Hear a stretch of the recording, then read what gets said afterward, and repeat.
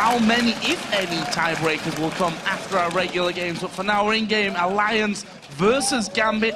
I'm going to ask about level 1 again, because our previous 2 games, we have seen fights at level 1. The first game, we did see blood there as well.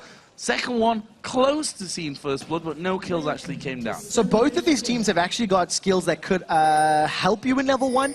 If you go for the Aqua Prism from Nami, that is some very strong, reliable CC, and you do have pretty good damage from the rest of the team. On the other side of the coin, you've got a Death Sentence. What we do see from these level 1s, though, is they tend to be delayed. You don't often see teams going straight out the gate, rushing as 5 into a bush, and then, you know, invading. We've seen from game 1 of the day, Millennium were just hiding out in this river until about 2 minutes when we seen J-Ree flash over the wall. So, as it stands, defensive starts. We see a lane swap coming up from Gambit already. They've thrown Caitlyn and Thresh to the top lane. When they beat Rocket, they did the same thing, and they did a hard push on the tower. Let's see if they try play the similar style. It's different champions, but they have the ability to play the same style. Get good poke down, get a good number of towers, and prevent Alliance from safely farming their lanes in the mid-game. They've spotted Darian early here, though. For me, that could be a possible early mistake. We can see that Darian actually is now, is he going to be moving away? No. Do they want this 2v1? Are they happy with that one Alliance? We'll find out, but they definitely saw Darian on this bottom side of the map. Edward and Genja have now gone further into that brush, and even as Siobhan, you still need to be a little bit careful about how you go face-checking these brushes on the top of river. Yeah, you know, she does have a flash available, and keep note that Wicked is running teleport, so that map presence is going to be there. We have seen Gambit doing the customary Gambit invade. When they do a lane swap, Edward and Genja will always check their opponent's blue bush. And when you look at other teams like Fnatic punish it better than anybody else. Edward has even joked in post-game interviews saying, yeah, we gave up first blood on our blue invade like we always do. And it's just something that as a team, Gambit are actually very predictable with. So they ended up going for get some early vision. You'll notice that Shook is not on his blue. He's clearing out the Wraith camp, and there's some support now for Diamond as they steal away this objective. There's a ward in that brush, though, so we'll see Alliance having complete vision over this one, but that blue's going to go down far too quickly for them to do anything about it. The question now is, can Shook steal away the Gambit blue as well? It's going to be a little bit... Well, it's kind of safer in some ways because Alliance, if they have any sort of engages, Tabs and Nif are closer to react. And for Darian and for Alex to respond, they're going to be giving up a lot of presence in that lane. So as it stands, it's completely uncontested. They're going to even out that invade. You'll notice that Diamond is still sticking around in Alliance's jungle. Finally decides to back away. Didn't see if he actually cleared that Wolf camp out. But at the end of the day, even it up. Trade steal 1 buff for steal 1 buff. So, we see the push of these 2v1s. Nif and Tabs already getting a decent wave pushed on towards Darian's turret. Those bottom turrets, they want to dive in. Are a little bit easier to take down, and they are going to be jumping in from this one. That blue buff was with Shook. He jumps in, Darian flashes away, but lost more than half of his health. Now Diamond is coming back around. That'd still leave a 3-on-2. There's still a minion wave there as well behind them to protect them. They don't have to tank the turret or anything as they run back in. Successful gank, managing to get the flash down. If an Aqua Prison lands on Darian, he is in kill threat. You'll notice Nif is level 3, has got 1 point in each of his abilities. Let's see if they can land the CC. As it stands, though, Alliance have made no attempt to go for the kill. They just want the objective. They want the tower. And they're going to get it here, aren't they? There's 5 or so caster minions in there, and there is a turret going down. There's a bubble, and Diamond has to flash away from it. Yeah, again, Diamond and Darian, I think they were maybe a little greedy with the XP. They stuck around for that tower as long as they could. 2 flashes burned.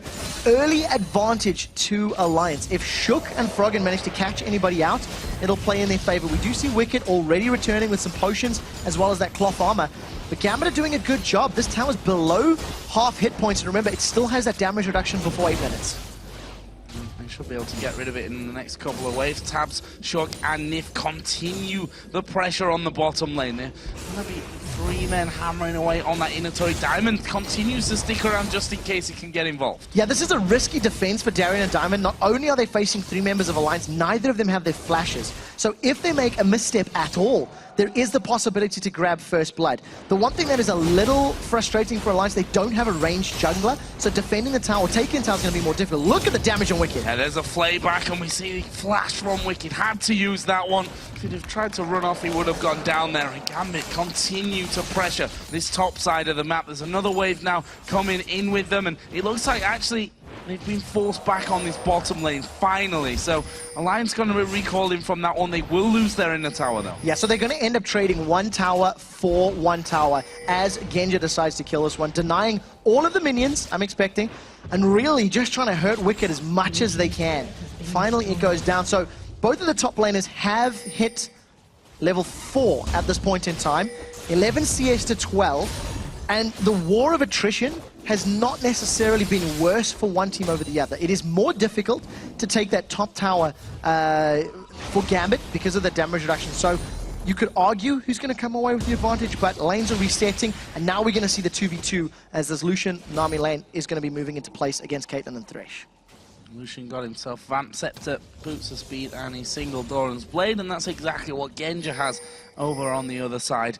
Between the supports, Coin for Nif plus the Sightstone, all the way around for Edward. He has himself a Sightstone, actually picking up a pink ward just to join in with at this stage. And we thought Genja were going to, and Edward were going to go to that bottom lane. Actually, as it turns out, they've come mid here to go up against Froggen. So we'll see how quickly they can take this tower down. There's no support from the rest of Gambit yet. Diamond as well as Alex were in the base. So, you know, we've seen when Gambit took apart Roccat with their siege comp. They had Caitlyn, they had Nidalee as well, and they did a very, very good job of making it work then. Diamond was playing Diamond was playing Kha'Zix, so yeah, that's how much I associate the champion with him. But as it stands, the support is coming in for Gambit, and they've definitely set their sights on this tower. Alliance responding, their dual lanes moving up. Can't actually get in there for any more damage. Alex keeping them, Froggen keeping them at bay. And again, as it's been a long week.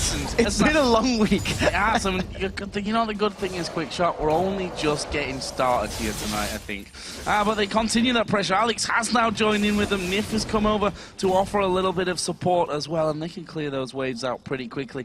Top lane, Darian is actually putting quite a lot of pressure onto that inner turret, and we can now see that maybe the rest of the team will start to move in, but that Renekton level 6 to level 5 of Wicked Shyvana. This is a very risky pressure because you'll notice the only ward coverage that Gambit have right now is at that sort of river junction towards the blue buff. So Darian is very overextended. He's trying to make use of the strength that Renekton has over Shyvana in the early game and finally backs away. It is only a trinket ward though, so it's not going to last the longest period of time. First blue buff was taken by Diamond and Gambit, and they're setting themselves up for a 3-man steal, but there's 4 members of Alliance close by. This is a little risky. They've got the blue buff, and Darian, can he get taken out? Smited away is the blue. Will he escape this one? Lantern off to Edward. Hook comes out as well, but that didn't quite have the right trajectory, and Alliance lose out on their second blue buff in a row. Question for me now is, can Gambit protect their own blue buff as well? I think that they can. Genja's already moved down to start pushing out that bottom wave. You notice that in that engage, Froggen was hesitant with his death mark. He didn't want to throw it on Darian's Renekton because it was a calculated risk. Dominance was up and available, so the likelihood of killing Darian was severely reduced. And you'll notice that because Gambit could stay as a nice tight unit and Genja had control of that bottom lane, it just allows them to secure their own blue buff. And we go back to this laning phase. Darian now has vision, had vision of the blue buff side of the jungle, and he's still going to stick around trying to pull pressure. The moment people move up to Darian, I'm expecting the rest of Gambit to go for Dragon, as they always do when Darian pulls pressure. Really do that to come back, come back in the gold here as well. Gambit just hovering around, warding that Tribush. The ward actually inside of the Dragon Pit from Alliance will in fact time out. And look at this, Diamond, is he going to get things started? He wards that Death Brush. And to be honest, if they did it now, they could take this Dragon without any problem. This is actually quite smart because they have the advantage here. They have, you know, very good AoE. They've got good long-range poke. In order for Alliance to contest that Dragon, they have to all in. They have to throw Wicked in there with his Dragon's Descent. They want Shook and Froggen to be jumping in stealth and with his Death Mark. So quite smart play if they try to force it. Right now, though, they've jumped on Alex. Oh, this could be real bad news. Death Mark goes down, Exhaust is in. Froggen actually, he's not going to go down. He went back to his Shadow, got the first blood with the pop of his Death Mark as well. Yeah, so Alex almost gets the damage through. Doesn't manage to survive. He opted to go for Exhaust over Barrier. I don't think it would have made a big difference that time around. And that was a smart play by Shook. He was moving towards the Dragon Pit, thanks to Diamond starting it off. And it was a very easy jump around, throw down the stealth, leap onto Alex's head, and they grab themselves the first kill of the game. That's exactly what Alliance are looking for. And that stops any immediate pressure, at least, around the Dragon area. Shook just going to soak up a bit of experience and gold on those middle turrets, and, well... It's a big wall. He meant to do it. It's a big wall.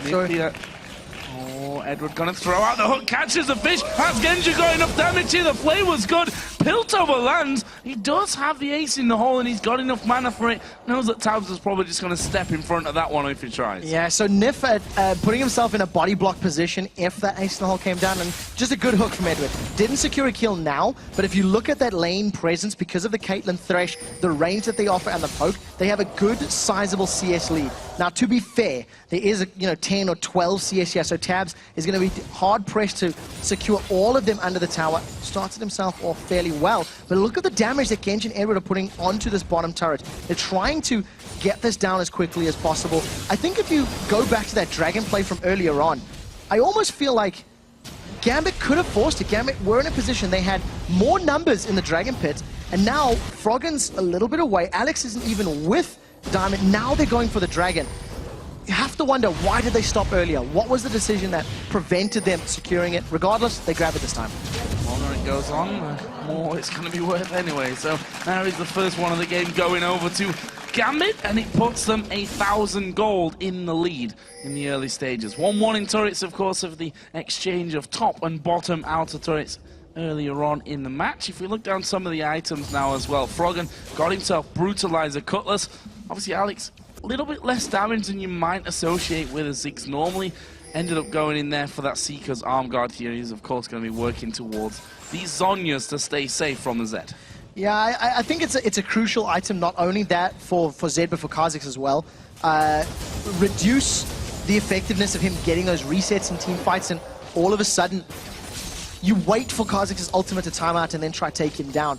We've seen that Genji and Edward, they've backed away from that heavy pushing right now, even though Genji's picked up his BF sword. So we'll see how far they can push the lane down. And while all of this action's been going on the last sort of 3 or 4 minutes, Darien is just slowly pulling a little bit further ahead. He's got a tiny bit of vision in this blue buff, but nobody's even made an attempt to jump onto Renekton.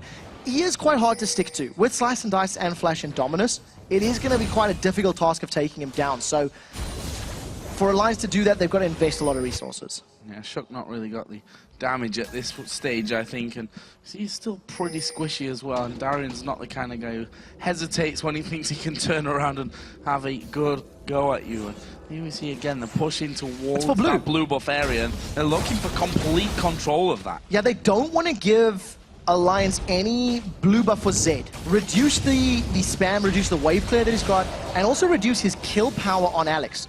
You know, Alex has come out of this laning phase. He's been killed once to a gank, he's got a CS lead, and he's sort of controlled Froggen, I think is the best way to put it.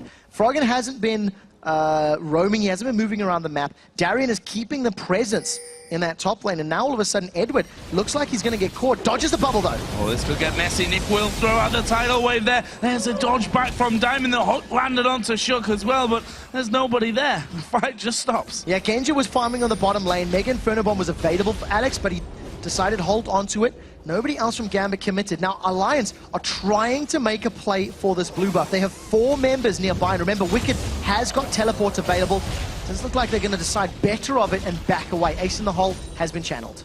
Yeah, Shook actually popped his ultimate there, I think, to get rid of some of the damage from that one. Meanwhile, Wicked, surprise, surprise, continues to be bullied here in this top lane by Darien. So again, if you just look at that blue buff area, part of the reason Alliance didn't go for the challenge, or they didn't try to take it, they have to commit everything.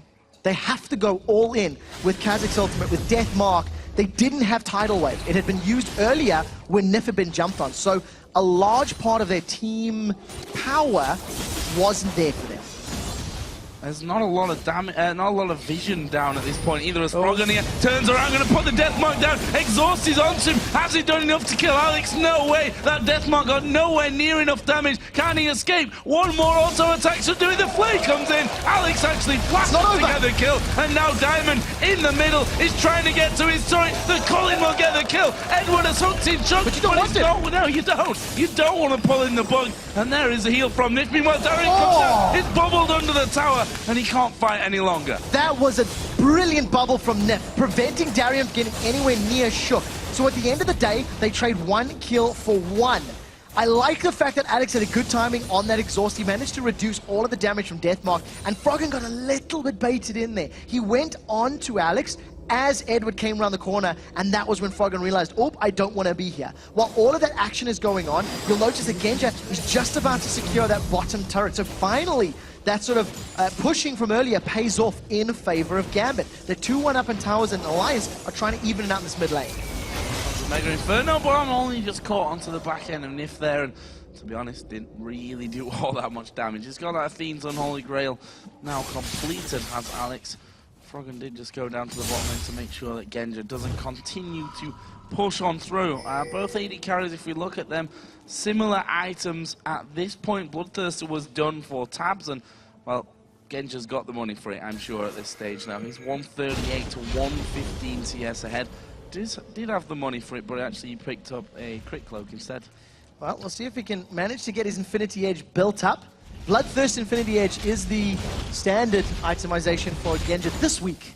We'll be keeping a blog up to date as to what the core items are, but you know what? It's working from so far. He's a little bit ahead on CS. The 2 lanes that Genja has been in has secured the towers, and thanks to the fact that he's got that Caitlyn with her long range, she's now rotated to the mid lane and is now going to be trying to get control of this area of the map. We'll see if Tabs just uses the Culling to defend the tower. You know, right now, I think Gambit want to force a siege situation, force Alliance to respond, because their champion's going to be much more powerful in that scenario. Holding on nicely though. Tabs will be thankful for that bit of time alone to get himself some farm back, because Genja really has done what Genja does somehow so well. You see him almost disappear. You don't really see him on the screen for quite a while. Then he comes back and he's regained himself a CS lead. He's currently sat just under 20, and that's going to only increase now as he gets another wave pushed onto him by Froggen. There is one very big concern for Gambit, and the concern is, how do they deal with Froggen? Because Froggen already has a Blade of the Rune King, is working towards that Black Cleaver, there's very few people who can 1v1 him when he is busy split pushing. So with that in mind, we need to see how they're going to deal with it. As it stands, Froggen's thinking about this fight. He doesn't have the support of his team yet. They're going to get there very quickly, though, and it's too late. It's simply too late. Dragon gone down, Alliance back away, and I almost want to disagree with you there. You know, Alex Ich is moving up to a Zhonya's Hourglass. Darian plays a Renekton, which we all know he builds Zhonya's Hourglass on as well. So he's going to have that going for him. Wicked meanwhile pushing this top lane. Again, we see the Mega Inferno Bomb from Alex Ich being thrown up there just to clear out those minions. Wicked doesn't care, he'll farm between the towers. Here is Darian, and he will probably need that Zhonya's if he carries on like this. Deathmark is going to trigger. It's a lot of damage, but will he be able to dive away? Actually, Froggen decides not to chase. Froggen, I don't really know why. He had vision of the rest of Gambit. You'll see Darren is running into enemy territory. He hit the wrong button, surely. Potentially, could have been. Could also be the fact that Darren is running towards him. But now he's chasing him, so it doesn't make sense. I'm pretty sure he hit the wrong button. Yeah, we'll go with that one for now. Darren is most likely going to suicide. Doesn't give up the kill to Froggen. The rest of Gambit are now invading. Now, that was the example. Zed can kill Renekton now. We'll have to see how he deals with it. Blue buff secured by Shook. Pretty sure that was on Shook. Yeah, it was. Shook took that one. And Wicked actually getting exhausted here, throwing a lot of damage his way. He's already decently tanky, though. Got that Sunfire cape in there, as does Darian on Renekton. So the 2 solo laners, ones that are going to be getting beefy, well on their way to doing so. So we've seen there, Froggen can already 1v1 Darian. Darian only has that Sunfire cape in his Ninja Tab. So it's not enough armor to deal with Froggen at the moment. If Darren eventually gets to the Randy and Zoman, maybe Thornmail point, which we are expecting because there's no magic damage threat from Alliance, that's when things can turn in his favor. On the same token, once Alex gets his Hourglass, assuming he outplays with a Satchel and a Flash maybe, he can stay away from the rest of the auto attacks, and Genja needs a Quicksilver Sash. You know, they have options available to them, but they need the items to get there. So there is still a very big question that Gambit needs to answer. How do you control the split push?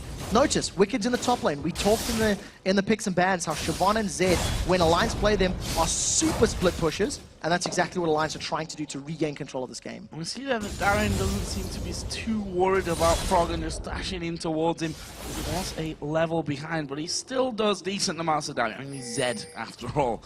And once again has that death mark available. Look at Darian diving in there. That's because Diamond is actually coming, but here comes the TP. Death mark is down. Wicked gonna join in this party. The death mark doesn't quite get the finisher, and there is the kickback Froggen won't be able to chase. No, he won't, but Shook wants to. I think Shook used his ulti there. No, did not.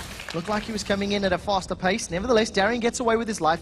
Diamond actually hesitated on the kickback to make sure that he hit Froggen. He lined the two champions up, knocked Froggen back in the air thanks to the Dragon's Rage kick, and that allows Darian to get away. I think Darian was trying to bait Diamond in, and they got the teleport. That is very important to note. So the next few minutes, Wicked will most likely try to stick closer to his teammates, I expect, because he needs to respond to the team by being closer, by running there with the burnout. So we'll see how he plays it. As it stands, he's currently split pushing.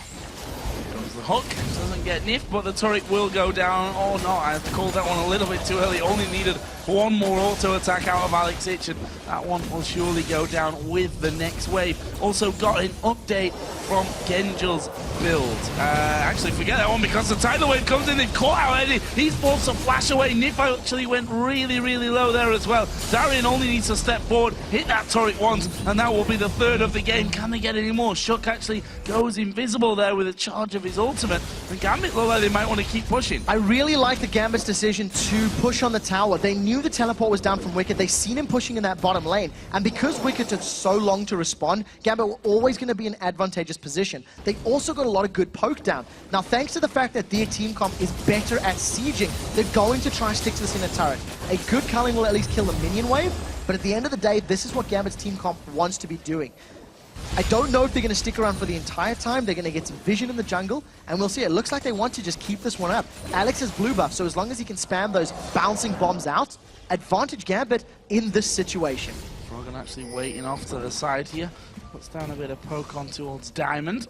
And he's going to look to come in and from that side area have a better choice on who he wants to go for. I like the fact that Gambit are keeping Genja on the opposite side of the map. They've got Darian basically blocking the route for Zed as they hook in Wicked. He's not really the dragon that they want to be pulling into the middle of the team. But again, we see those bouncing bombs over and over and over from Alex Ich, causing them some problems. The ever-present threat from Froggen, though, is being noted. You'll notice that Darian is sticking on the top half of this mid lane, trying to block the entrance from Froggen. Froggen was spamming away those shurikens from the side lane, and as Gambit backed away, he immediately used the time to get in cleanly. Now, you still see Wicked. He went to the bottom. Now he's going to make his way up through the jungle. Shyvanas want to engage from a side lane. They want to Dragon's Descent and, you know, come in from a flank.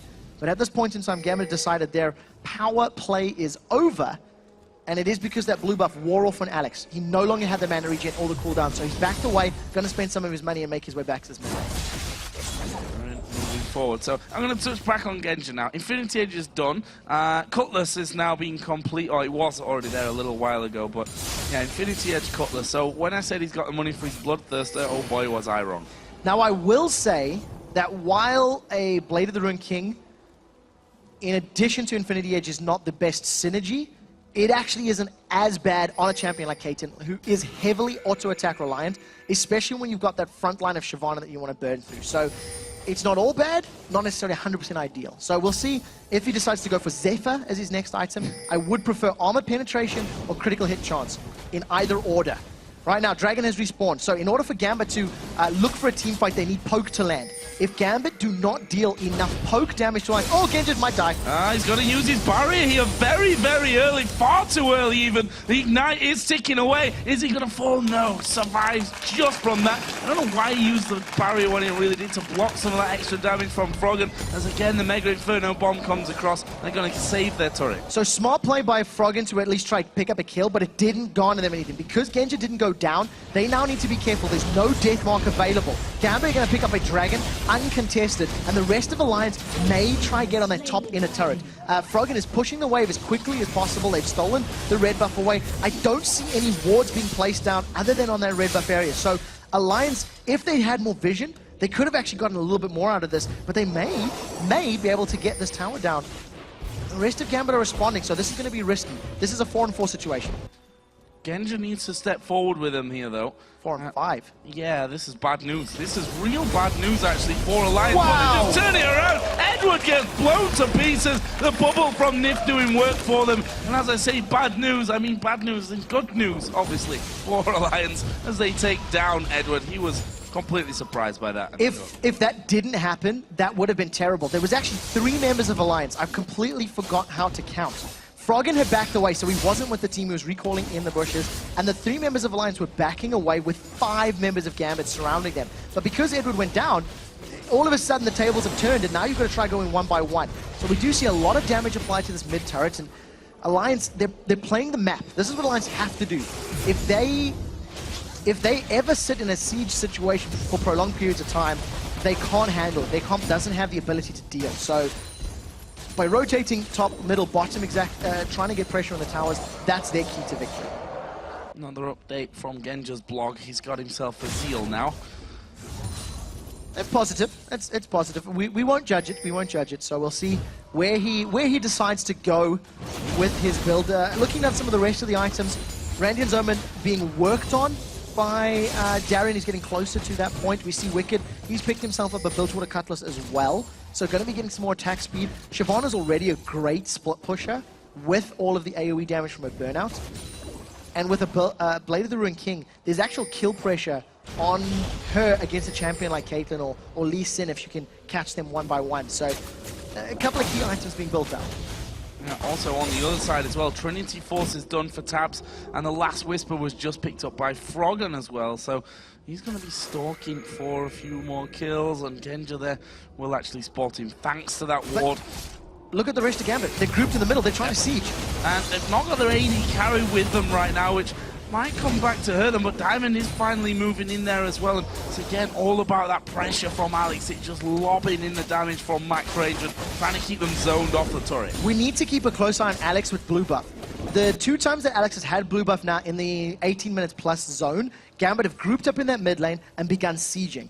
And we'll see if they back away the moment it ends. Now, it's pretty logical. Mana spam gives you bombs for days plus the cooldown reduction. And because of the strength of their comp, they seem to be in a good position. But Alex is a little overextended. Oh, he jumps away. There comes the wave, and Darian's the only one to surf it, but they're going to keep pushing out here. The culling comes through. Edward tries for a cheeky hook. That doesn't land, and the team's disengaged. That is very important for Gambit. Knowing that the culling's not up means the wave clear is significantly reduced. In addition, it's over a minute before the tidal wave's going to become available. So if Gambit can make use of this window where those ultimates aren't there, they're in a good position. All of the pressure for wave clear is going to be on those arrows and keeping minions in a straight line, and it's working out for now. Piercing lights plus the shurikens, and they defend well, so kudos to Alliance. Yeah, I think Alex Itch being that low was somewhat of a concern, knowing that Froggen is going to be there as well to help and just jump onto him and finish him off without any real problems. Genja, in the meantime, after being down in that bottom lane, actually pushed himself up into the jungle, and he's just going to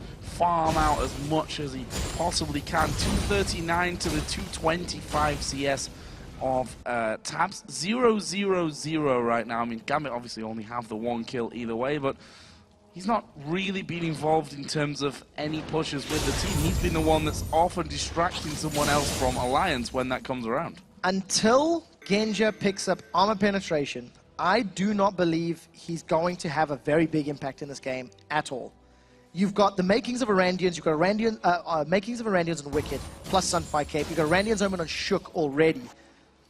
The 2 of them are going to be in his face so quickly and so often that Genja's going to need some healing and protection from the rest of his team. And if he can't burn through, you know, the 200-odd armor on both of those champions, he's going to be in an incredibly tough spot. Right now, though, Gambit a little bit split up. They've all over the place. Shook, Nif, and Tabs maybe fancy a shot. They've gone in. They've gone in. Edward's going to be the target from this one. Diamond comes around. Shook actually will stealth up. There's a hook comes to Shook. Froggen has stealth down. There's the Mega Inferno Bomb. Did he use the Death Mark? He did use the Death Mark. It almost killed Diamond, but it just wasn't enough damage. The culling shots were shredding him down on HP, and I think there was a very good Mega Inferno Bomb from Alex. Not only did it get rid of the minions that were sitting by the tower, it did damage to members of Alliance, so they needed to back away. Also props to Edward for landing a very important hook on Shook, preventing him from jumping in there and securing any kills. And on the topic of armor and the fact that Genja's got nothing, not the workings of a Last Whisper or even that for now.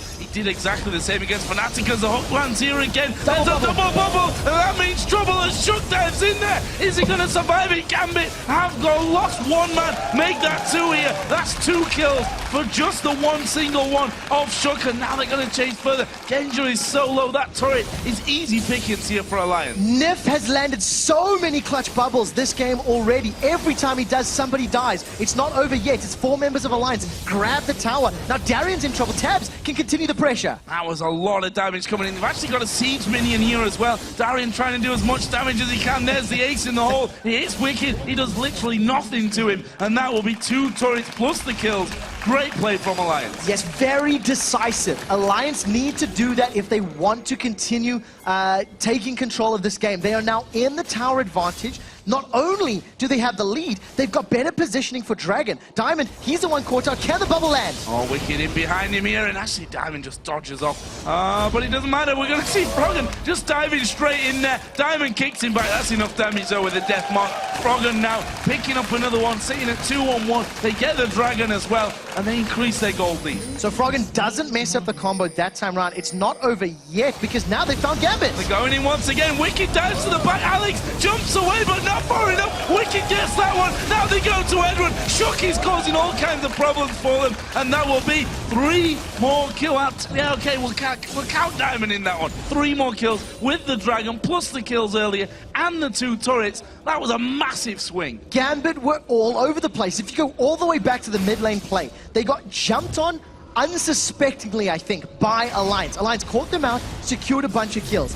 Then when Gambit were trying to defend their mid tower, get caught out again and out of position. And unfortunately for Gambit, their comp needs to be grouped. They need to be stuck together. They need to land poke.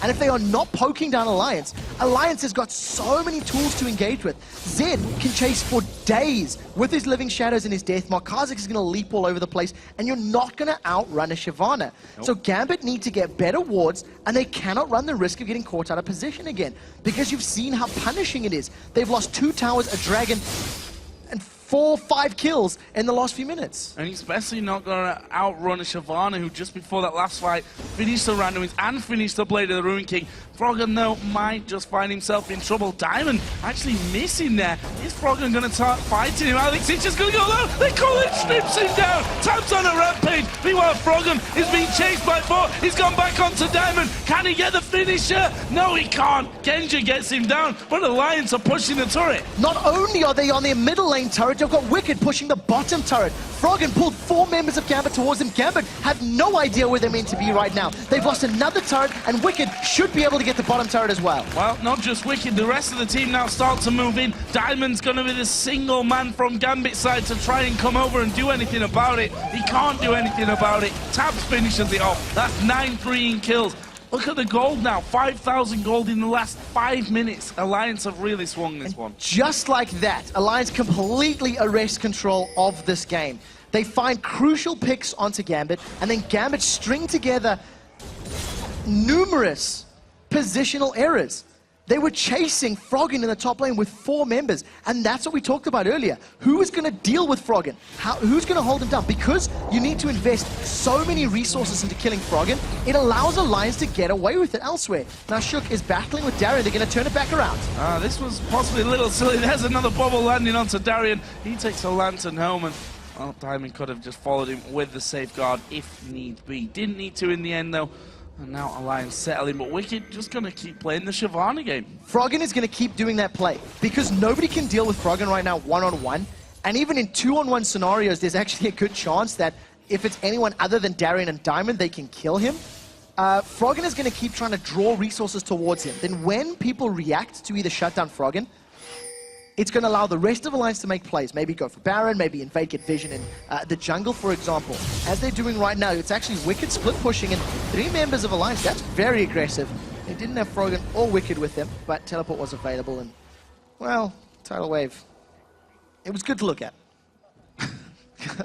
I don't really know what else I meant to say. Aggressive play, it didn't work. That's the summary. Froggen did just finish off his Guardian Angel while the rest of his team were having a bit of fun there on the top side of that Gambit jungle, and that makes him even harder to stop. Even if you're drawn to him, you're going to have to kill him twice, hope that he doesn't finish one of you off in the process, and then you've got to calculate where the rest of the team's going to be. Again, Froggen is pushing up this top lane. Look at Wicked on the minimap there. He's already to the steps of the base here of Gambit. This 1-3-1 style that Alliance are going with, somehow Gambit are going to have to try and stop it. They can't yet. That's the problem. I mean, because Froggen is so difficult to deal with, even though there are tools, there are ways to negate his death mark, it's going to take multiple people to do that.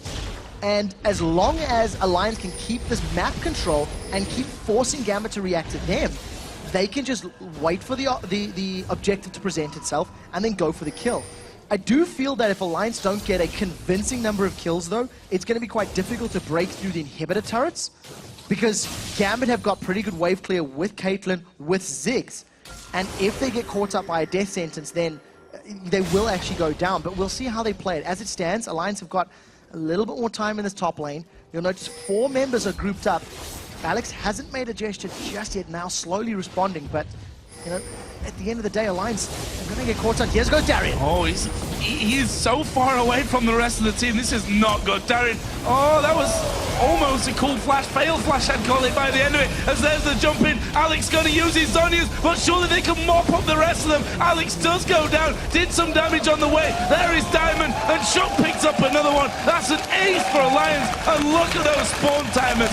50 seconds across the board. They can win it. And that is exactly what we said. In order for Alliance to get through the inhibitor turrets, they need to get a convincing team fight. They need to get multiple members of Gambit down, and they do it. All 5 of them, the on their inhibitor. I don't know if they can tank through these Nexus turrets. We'll have to see. There's a lot of time on the clock, and Wicked, actually, he's got so much armor. It looks like they're going for the win. They're going to go for it. We've got 7 seconds until Edward comes back up. They're just splitting out the tanking of these turrets. Tabs used his barrier in there as well. Edward's going to come flying out, lands the hook, but that doesn't matter. The Nexus goes down, and Alliance get back to winning.